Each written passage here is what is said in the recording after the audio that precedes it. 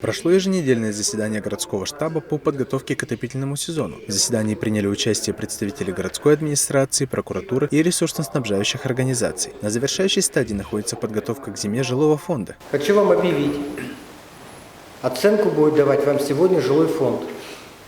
Значит, Татьяна Иосифовна, записывайте. С завтрашнего дня я еду на территорию города Якутска встречаться с жителями, которых вы провели ремонтные работы, а равно также подготовку к отопительному сезону.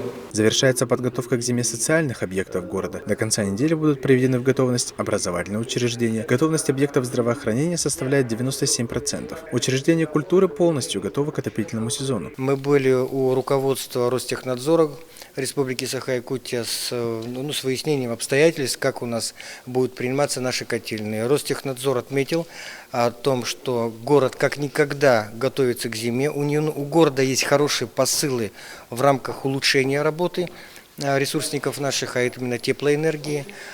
Большая программа ремонтная, которая выполняется. Ну и в свою очередь, конечно, то, что мы сегодня готовим в августе месяце город к отопительному сезону и готовы руководству Ростехнадзора предоставить стопроцентную подготовку до 1 сентября.